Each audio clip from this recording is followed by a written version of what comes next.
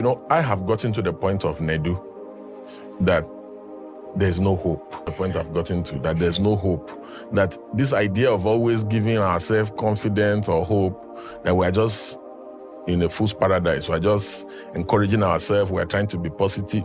Our parents did this now. Been at this since 1960-something. Understand. Do you know Nigeria go better, Nigeria go better? Since 1960-something, they don't sing this song now. Yes. But now we're in 2024, for God's sake. We are still in this studio singing Nigeria go better. So, okay, so which day this country go better? Like this issue of INEC that has been raised. Me, I have come to INEC is a political party. And the current INEC is APC. Everybody in INEC knows this, including the chairman, Mahmoud. If you give INEC this water, they will turn into wine. There's nothing INEC cannot do. What INEC cannot do does not exist. And they tell you. And that's why I have reached the point that I have said that let us agree that INEC is a political party. This idea of independent, let's remove it from their name. Let's just call them Electoral Commission. No, National Electoral Commission, NEC. Like the way we used to call them before. So now, when we call them that, we remove the independent, because they are not independent. Even they, Mr. Chairman, are you independent?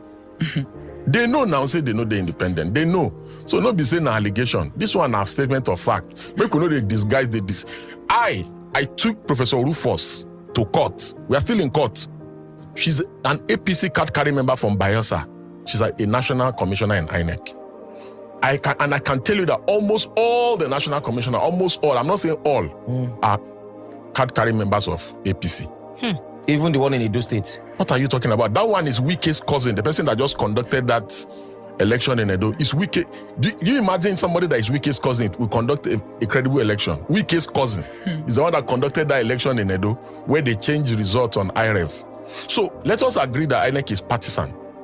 Now, to have a credible election with a partisan umpire, this is how to do it. So you tell PDP to bring 10 people to make national commissioners. You tell APC to bring 10 people to make national commissioner. You tell Labour Party to bring 10 people to make national commissioner. When you get the 30 of them, you now tell the president, among these 30, you have the decision to make one of the national chairman. Make we see how INEC won the election for Nigeria. But INEC will see all of them now. What we are saying, they talk from, you bring people from different. When you bring political party stakeholders, when you bring, because we are just in a fool's paradise, we are deceiving ourselves. INEC is not independent. INEC is a political party. So when you bring critical stakeholders from each of the political parties to form the leadership of INEC, you can no longer rig any election. Because the person representing Labour Party will not agree. Yes. The person representing PDP will not agree. The person representing APC will not agree. This is the only way to conduct credible election. But even if they and also, you do the same for the 36 states.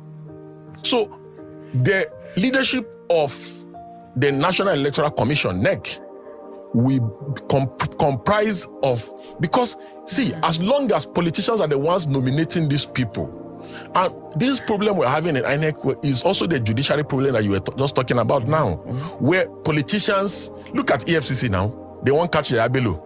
The Yabelo don't already know before they reach in house. Because go and look at the recruitment process on EFCC in the last 10 years. While I must commend the current chairman, I have nothing against them. But go and look at how they've been recruiting people.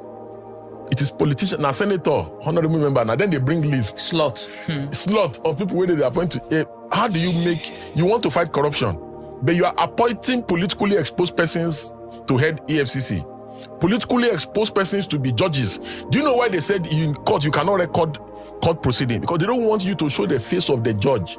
So that make husband material no run into supermarket tomorrow, see my lord. You say, not be justice, so, not be justice, no be this.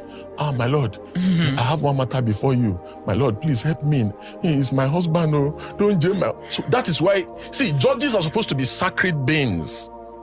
They are terrestrial. You cannot just be interacting with them. So when you have judges who are wives to known politicians, husband to known politicians, this political party, honorable minister go come see the husband when a politician for evening. Now my lord, they cook, they serve food. But you said we should, that if you put this political party, build a political party, this person, one person must shout.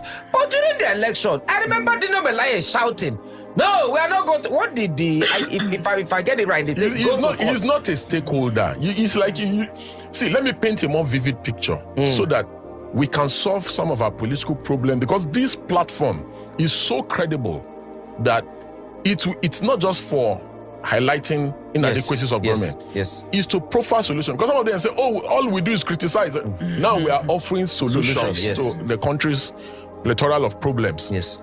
When you bring critical stakeholders from various political parties, there will be check and balance within the INEC. When you bring, if for instance, if we want to say, "Oh, we want to be appointing politically exposed persons as judges," then let's do it across board. Let's give everybody. You say PDP, bring 10 people, let's appoint them into the judiciary. APC, bring 10 people, let's appoint them into judiciary. Labour Party, bring 10. So that let's know that these people are partisan people. So that there will be, the idea, the concept of judicial independence as canvassed by proponents and scholars is that the judiciary must be immune from executive interference, legislative interference, and interference from private persons. Once there is somebody that is directing the judiciary, and that is why we condemn the situation where my lord, the Chief Justice of Nigeria, will be hosted to a dinner by the Lagos State Governor. Yes, we condemn it because the Lagos State Governor is a litigant before the courts. It is an abuse on judicial independence. A situation where the Minister of FCT will be building houses for judges. Are you telling me that the judiciary, they have a budget? He's building houses for judges. Yes. Are you telling me that the judiciary does not have budget? The judiciary have budget. If the judiciary are in need of houses, they can build for themselves. If the judiciary are in need of cars, they can buy for themselves. So you don't need anybody to entice them.